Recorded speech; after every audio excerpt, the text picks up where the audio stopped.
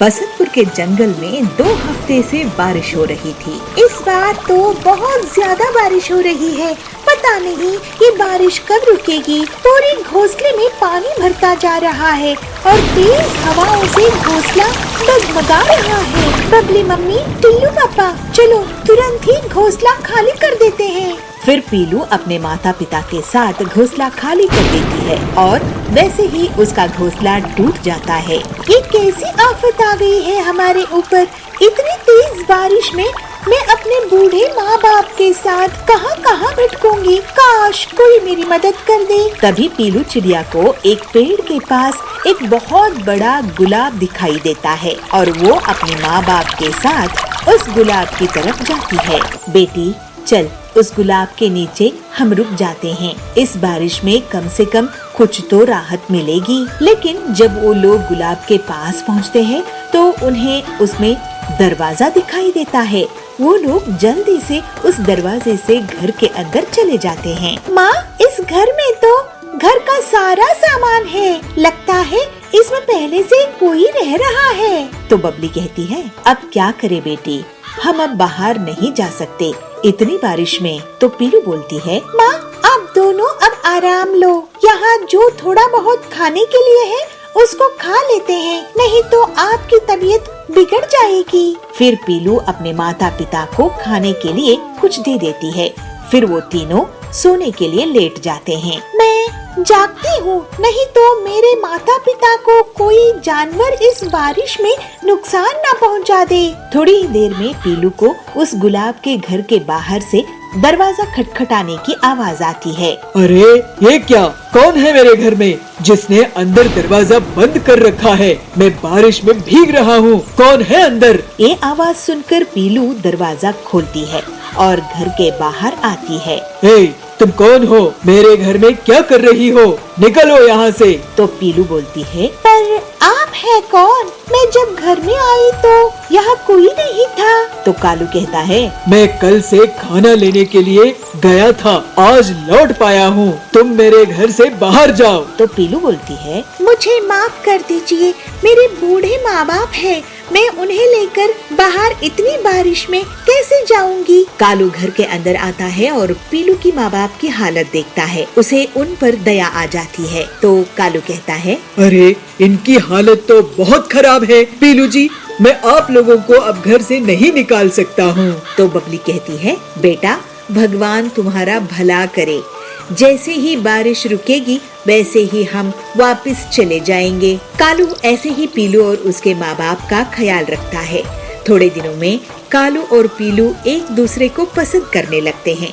फिर एक दिन बारिश रुक जाती है और पीलू और उसके माता पिता वापस जाने के बारे में प्रस्ताव करते हैं। कालू जी, आपने हम सब का बहुत ख्याल रखा है, हम इसके लिए आपके एहसानमंद रहेंगे। तो कालू कहता है, इसमें एहसान किस बात का? आप सब इतनी मुसीबत में थे, मैं आपके काम आ सका, यही बहुत बड़ी बात है। तो बबली कहती है, बेटा तुम बुरा ना मानो तो हम एक बात कहेंगे। हमारी बेटी की शादी की उम्र हो चुकी है और तुम बहुत ही नेक लगे हो, इसलिए क्या हम पीलू के रिश्ते के लिए तुम्हारे माता पिता से बात कर सकते हैं? तो कालू कहता है, जी वो हाँ जी कर सकते हैं। ये सुनकर पीलू शर्मा जाती है और कुछ ही दिनों में कालू और पीलू की शादी हो जाती है। पीलू, आज वैलेंटाइंस डे है और गुलाब के इस घर में आज के दिन ही तुम्हारा गृह प्रवेश हो रहा है।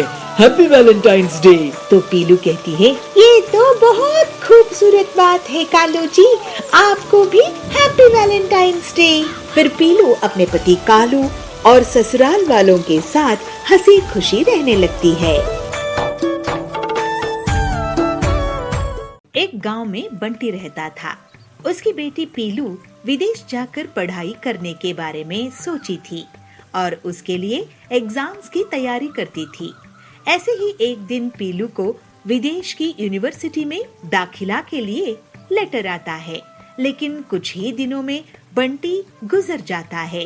पीलू से बबली ऐसा कहती है, पीलू तुम चिंता मत करो, तुम्हारे पिताजी ने तुम्हारी पढ़ाई के लिए पैसे जमा किए हैं, तुम विदेश जाकर पढ़ाई करो। यहाँ की चिंता मत करना। लेकिन तभी वहाँ कड़क सेठ आ जाता है। अरे विदेश जाकर भागने का इरादा है क्या? तुम्हारे पिताजी ने मुझसे कर्जा लिए थे, उसे चुकाओ और कहाँ जाना है चली जाओ। ठीक है कड़क सर, मैं आपका कर्जा चुका कर ही विदेश जाऊंगी। ऐसे ही एक दिन पीलू जंगल में से जा रही थी। उसे हरिया तोता रोटी दाल बेचता हुआ मिला तो पीलू उनसे पूछती है, हरिया काका बहुत भूख लगी है, इस जंगल में आपकी अकेले की दुकान है? इस जंगल में ही नहीं पीलू, मेरे पूरे गांव में मटका रोटी की एक लौती दुकान है। पीलू रोटी दाल खाती है। वाह हरिया काका, ऐसा मटकी रोटी तो मैंने कभी नहीं खाई है। आप इसे शहर में क्यों नहीं बेचते हो? मुझे जंगल की शांति पसंद है। तुम चाहो तो मैं तुम्हें इसे बनाना सिखा देता हूँ, तुम शहर में बेचना। फिर पीलू एक हफ्ते तक हरिया से मटका रोटी और उसके साथ दाल बनाना भी सीखती है। फिर पीलू अपने घर में और अपने दोस्तों को मटका रोटी और दाल चखा कर देखती है। उसके बाद जब सब उसकी तारीफ करते हैं तो वो अपना ढाबा खोल लेती है। वाह वाह पीलू दीदी, क्या लाजवाब मटका रोटी और दाल बनाई हो। मैं तो अपनी बारात में यही खाना खिलाऊंगा। बहुत जल्द ही पीलू का ढाबा मुनाफे में आ जाता है और पीलू के पास बहुत सारे पैसे आ जाते हैं। इसके बाद पीलू पूरा कर्ज चुका देती है। माँ, अब मैं विदेश जाकर पढ़ाई नहीं करूंगी, यही रहकर मैं अपना ढाबा चलाऊंगी और भूखे लोगों की मदद भी किया करूंगी। जैसी तेरी मर्जी बेटी, आज तेरे पापा की आत्मा को बहुत शांति मिलेगी। इसके बाद से पीलू बहुत मेहनत से अपना ढाबा चलाती थी और मटका रोटी बेचा करती थी। उसके मुकाबले कोई नहीं था और वो अब अपनी माँ के साथ खुशी खुशी रहती थी।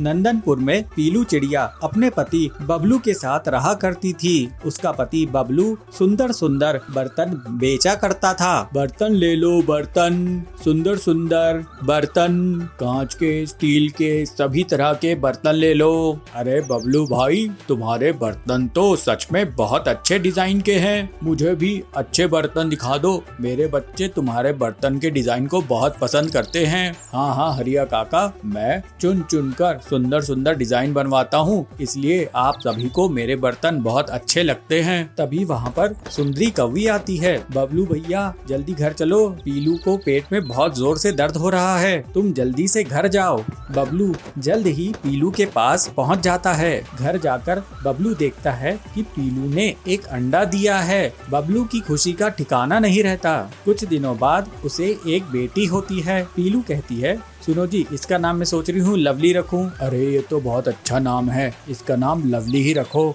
धीरे धीरे लवली बड़ी होने लगती है तो पीलू अपने पति से कहती है, सुनो जी, अब आपको ज्यादा पैसे कमाने होंगे क्योंकि बेटी बड़ी हो रही है, उसको हमें अच्छी स्कूल में भी डालना है और अच्छा जीवन देना है। हाँ हाँ पीलू, तुम सही कह रही हो, अब अपनी बच्ची को बिल्कुल राजकुमारी की तरह पालेंगे। इस तरह दोनों पति पत्नी अपनी बेटी से बहुत लगाव रखते थे।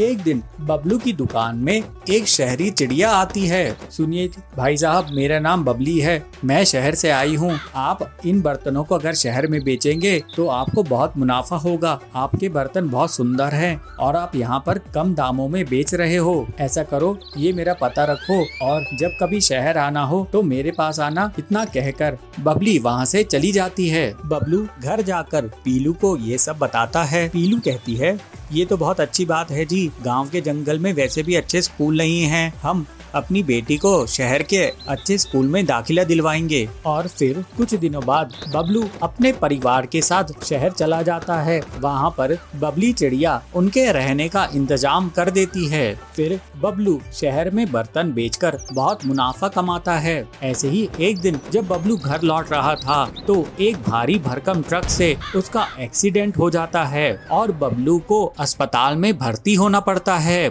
अब पीलू चिड़िया अपनी बच्ची के लिए परेशान होती है कि वो कमाई कैसे करे जिससे वो अपने पति का इलाज भी कर सके और अपनी बच्ची की स्कूल की फीस भी दे सके। उसकी बच्ची लवली उसके पास आकर कहती है, माँ तुम चिंता क्यों करती हो, हम फिर से नई शुरुआत करेंगे और नई डिजाइन के बर्तन बनाएंगे। पीलू कहती है, पर बेटा मुझे काम के बारे में कुछ भी नहीं पता, ये एक्सपर्ट थे, एक से एक डिजाइन बनवाया करते थे। उसकी बेटी कहती है, माँ तुम चिंता मत करो, हम कोई ना कोई रास्ता निकाल लेंगे, ऐसा करो अब तुम थोड़ा आराम करो। ऐसा कहकर लवली रसोई में जाती है और वहाँ पर मिट्टी के घड़े को देखकर वो सोचती है, क्यों ना हम मिट्टी के बर्तन ही बनाने लगे। लवली पीलू के पास आकर कहती है, माँ क्यों ना हम मिट्टी के बर्तन बनाकर बेचे, यहाँ शहर में तो कोई वैसे भी मिट्टी के बर्तन बनाता नहीं है। पीलू कहती है, लवली तेरा आइडिया तो बहुत अच्छा है, चल मैं कल से मिट्टी के बर्तन बनाया करूँगी और तू उन्हें ले जाकर बेच दिया करना। इस तरह से पीलू और लवली की मेहनत से उनकी दुकान फिर से चल पड़ती है। कुछ दिनों बाद बबलू ठीक हो जाता है। अब उनके पास बर्तनों की कई वैरायटी होती है, स्टील के और मिट्टी के, और थोड़े ही दिनों बाद बबली उनके मिट्टी के बर्तन भी खरीदने लगती है और बाहर सप्लाई करने लगती है। उनकी अच्छी खासी आमदनी होती है और वे खुशी खुशी रहने लगते हैं।